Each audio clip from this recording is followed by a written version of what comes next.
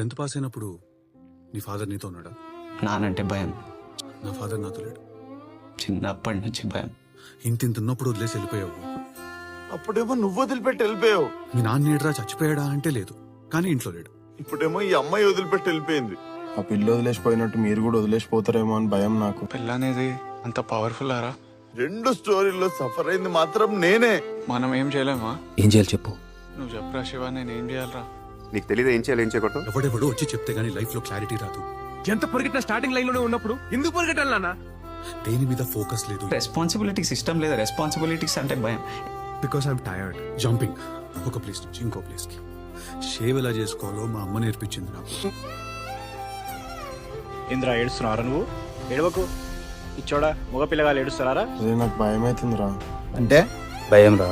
చిన్నప్పుడు కరెంట్ పోతే భయం, స్కూల్ అంటే భయం, రిమార్క్స్ వస్తే భయం, తప్పించుకొని తిరిగేవాడిని.